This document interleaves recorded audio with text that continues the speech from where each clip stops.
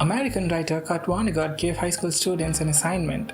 The last part of the assignment was not to read or share what the students had written, but to tear it into pieces. Why was that?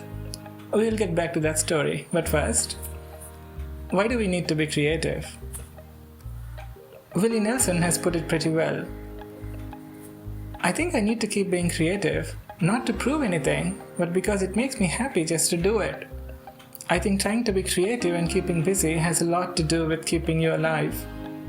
Creativity is an immersive process of bringing something into existence that has meaning. It keeps the mind occupied and saves it from distractions. But it's not easy to be creative, especially when we think of people like Albert Einstein, Leonardo da Vinci, Jane Austen and others whose creativity has made them eternal.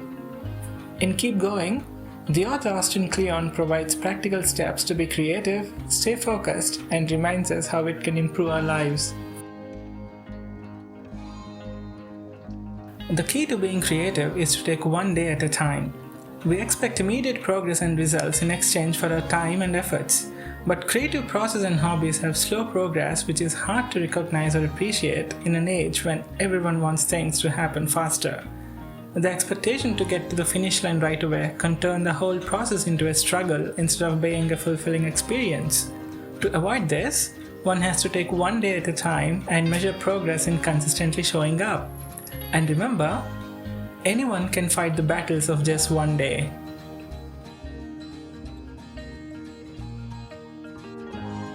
Routine is a secret to creative success. When we read or hear about any successful people, their calendar and routine always make it to the discussion. For example, Elon Musk breaks his calendar into blocks of 5 minutes. This leaves no time for anything unplanned. A daily routine need not be so rigorous either. You just need a schedule that works well for you. A schedule defends your day from chaos and whim, and it's a net for catching days. So how do we find the ideal time and environment for the daily routine? Set up your Bliss Station. Sylvia Plath wrote in the mornings before her children woke up. For Kafka, it was during the night when his family was asleep. There is no one time of the day that works for everyone. Having a proper time, place and environment that is shielded from ever-present interruptions of the modern world is key to the daily routine. This is what Joseph Campbell calls the Bliss Station. This is where you disconnect from everything else to truly connect with your own self. You must have a room or a certain hour or so a day all by yourself at this Bliss Station. This is a place where you can simply experience and bring forth what you are and what you might be. Use a to-do list. Each of us struggles at different stages of getting things done. While it can be discouraging to not finish tasks we know we should, it can be exhausting to do nothing because we haven't figured out what to do or what to pick. Used correctly, a to-do list scribbled on a piece of paper offloads the brain and helps reduce anxiety. It also makes it easier to get started and plan the day ahead. You will someday die with items still on your list, but for now, while you live, your list helps prioritize what can be done in your limited time. Have a not to-do list. Not so familiar with this, are we? But this can be a charming extension to to-do list. We all agree it would be nice to not spend time on things we know we shouldn't. How about having a reminder of these things to be avoided? And that's what not to-do list is for. What would your not to-do list contain? And here's a bonus from me, Tadaw list. Take a pen and piece of paper or use your note-taking app. Write down what all you have done today, one item per line. Read through the list and strike each item off. You have already finished this, remember? Until you get started with to-do lists that need reflection, planning and execution, do give this a try.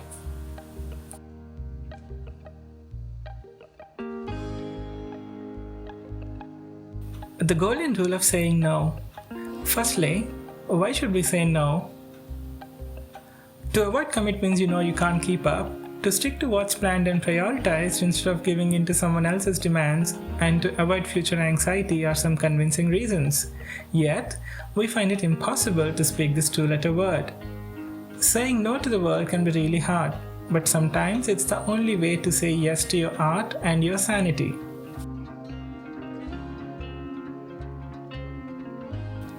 Coming back to Kurt Vonnegut, he gave an assignment for students of Xavier High School to write a poem.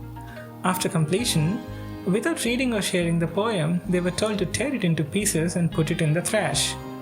He would even tell people to burn their artwork or their writing as a spiritual exercise. Wondering why? Let's hear it in his own words. The arts are not a way to make a living. They are a very human way of making life more bearable. Practicing an art, no matter how well or badly, is a way to make your soul grow. This story reinforces the need to consider art and creativity as a child's play.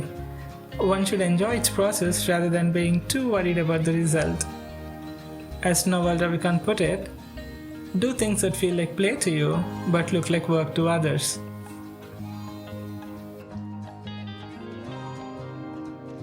Bad art comes first. Be it writers, painters, musicians, or photographers, wanting things to work out well right from the start is not only an impractical expectation, but also goes against the creative cycle. There is a journey the book makes from its first and unedited draft to its final and published version. You cannot create good art without creating bad art first. So set your expectations right, and remember it is totally normal to be stuck or produce something that you may not be immediately happy about. Stop monetizing hobbies. Even if you are remotely aware of current trends, you would know productivity and financial freedom sell really well. One of the questions they ask is, what is it you do every day that you haven't monetized yet? Or, what skills of yours can be leveraged to make money? While we all have financial needs that can't be ignored, few things should be left out from the influence or greed of money making. One of the easiest ways to hate something you love is to turn it into your job.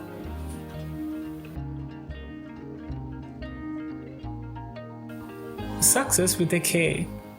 Imagine coming up with something, a poem, photo, or a painting that doesn't give you any sense of joy or intrinsic feeling of success, but goes viral on the internet. This is what the author calls success. It is the opposite of success, but it's not failure. If you lose yourself too much in it, there is a chance you might start consuming all the creative energies to create more such content. Do not let the online metric system of likes and dislikes bully you into producing content that doesn't give you true joy. If this happens to you, try to reset by creating something that gives you joy or to give someone you love.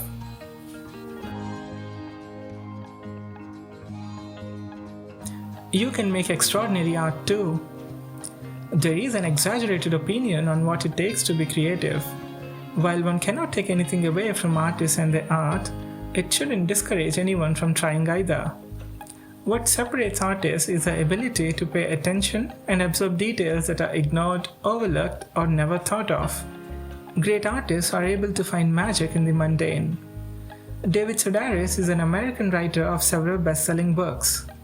One of his books, Theft by Finding, is based on his personal records of overheard conversations, gossips, and secrets of strangers.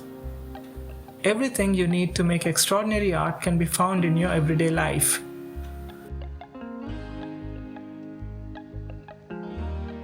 Art is not for everyone. The time and efforts it takes are worth saving for something else if there is nothing in it that sparks joy within you or adds value to the world outside. Art is for life, not the other way around.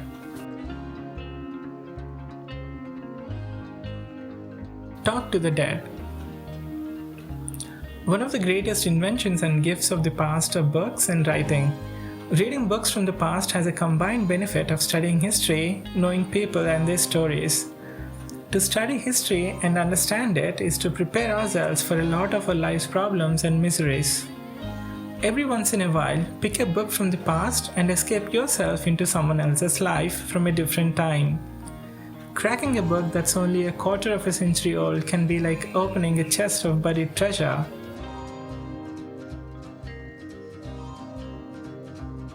The success of your day begins the night before. Sleep on time and sleep well to increase your next day's progress and productivity. This might go against those who feel sleep is for the weak or for those who lack goals and dreams. But to deprive your body and mind of sleep is an act of self-hurt. Its negative consequences build over time until it breaks you down.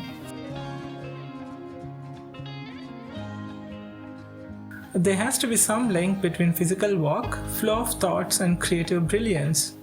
There are enough creatives like Friedrich Nietzsche, Ludwig van Beethoven, who made daily walk a part of their routine.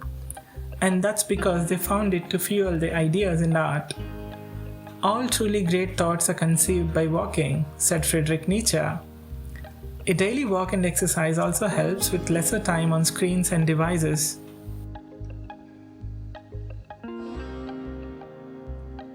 And finally, creativity is not linear. In modern times, we're always worried about moving ahead and making progress, leaving little time to pause, reflect, and learn. When for any reason this linear progress takes a hit, it often derails our morale and leaves us struggling to get back. This can get more critical in a creative process where slow progress and setbacks are obvious. The trees go through different seasons. They look dull and dead in winters, only to gradually come back to full life in the seasons that follow. Creativity has its ups and downs too. If one doesn't accept this and be willing to respect the cyclic process, where one might have to restart a few times, then creative challenges will be tough to overcome. Here's a quick summary of what all was covered in the video. Take one day at a time. Form a daily routine. Set up your Bliss Station. Create to-do list. Create not to-do list. Try Tadaw list. Practice saying no. Stop worrying too much about the results. Bad art comes first. Stop monetizing hobbies and creativity. Don't be stuck in success. You can create extraordinary art too.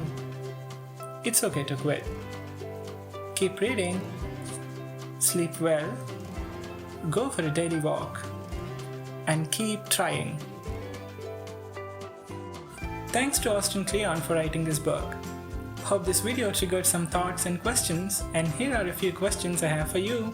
What would your Bliss Station look like? When was the last time you said no? What would your not to-do list contain? Do you agree that you should not monetize your hobbies and creativity? If you like this video, you might also like the blog that covers everything in the video and more. The link is in the description. I have recently published a short story, Death in the Time of COVID, which is a narrative on what it's like to lose someone during the pandemic. BroodingBrook.com is where I publish all my written stories. You can subscribe for the story updates and letters. You can also subscribe and follow this YouTube channel to not miss the future videos. Thank you for watching my first ever video, and here's a like for you from me. I'm really excited about what's more to come. See you in the next video and stay super safe.